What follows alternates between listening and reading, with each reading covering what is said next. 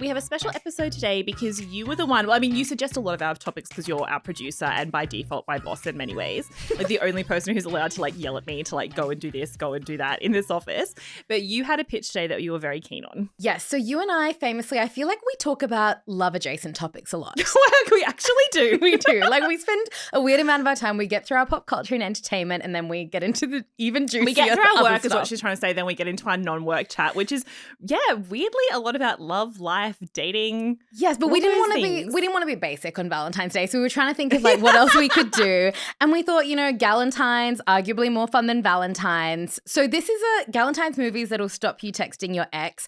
And what we mean by that is so like not your everyday classic rom-coms, more movies that I guess make being single look as fun as it is and can be, glorify that a bit and make, the whole long-term relationship being in love look a little less fun in some ways. 100%. You won't even want to touch another person when we finish this episode. That's our promise to you. Exactly. Well, do you want to kick things off, Laura, or shall I? Oh, you kick one off since this is your big topic. When I was choosing, it was between this one and He's Just Not That Into You. Yeah. But basically that movie spends the whole time setting up a really important message about how if a man doesn't make effort and, he's not choosing you, then he won't. And then it kind of backtracks right at the end. And I've always had a gripe with that. So I left it off the list. Oh, yeah, because it's that whole thing about like everyone thinks they're the exception. And then Jennifer Goodwin's character realizes at the end that she is exception to the rule and the man who treated her terribly is actually in love with her. And the thing is, as soon as that movie ended, those two broke up terribly. Yeah. And if you think you might be Jennifer Goodwin, you're not. Justin Long's not coming for you. No. That is not the realistic ending Even situation. Justin Long thinks that those characters didn't stay together and that his character would have dumped her soon afterwards. So well, there you go. He's a smart man. So the one I went with instead was How to Be Single. Okay. And I know you love this movie as well. Well, no. Do you not? No. Well, you told me when we were in the Uber drivers of Sydney, I feel like hate to see you and me coming because we can't forget we're in an Uber. You and I were on the way to an event and we started talking about How to Be Single.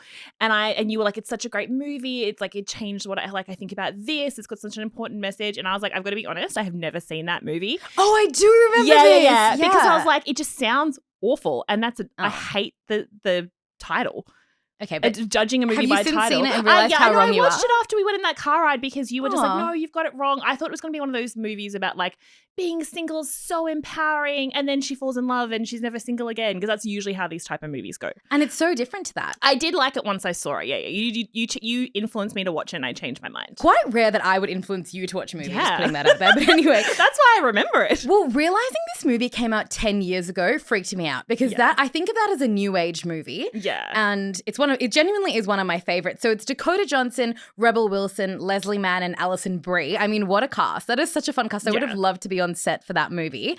So Dakota's character, Alice Kepley, she breaks up with her very long-term college boyfriend and she moves to the city. She's working as a paralegal and then she meets Robin, who is Rebel Wilson's character, and they're like work friends and she's the ultimate party girl. She teaches her how to have fun being single, go out, get the boys to buy you drinks, all of that stuff.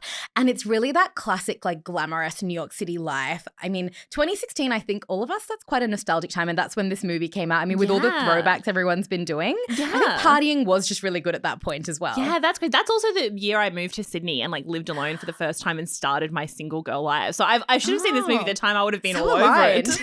You would have been like Dakota Johnson. I know. And you have the fringe. It's all happening. And I've also had to come up with some weird mechanics to get myself dressed because that's something that movies don't tackle is like when you're a single woman living alone, how do you do up the back of your dress? How do you do up your bracelet? How do you do up your necklace? And she has that little mechanism she makes in her New York City apartment to like zip up her dress. It's very iconic. I have a few things like that. I've got a coat hanger I've twisted and I've put like a hook on the end of it to do up my dresses. I've got like a little a pair of tweezers with a wire around it that I have my own bracelets and stuff. Yeah. Every so often I do ask an Uber driver to help me get dressed. Do you? Well, yeah, because I can't turn up to an event with the back of my dress agape or my necklace off. But like you can't rely on an Uber driver. Sometimes you just got to build you could be a woman in STEM. I've just got a housemate. I just ask her to do everything. Well, there's that too. That's the other option. So there's also this bit that I really like in the movie where Rebel Wilson says, I don't know if I agree with this, but she says, in every female-male friendship, there's a drink number. And once you hit that drink number, you will hook up. What do you think of that? Oh my God. Yeah, that was a really sobering moment of the movie when I was watching.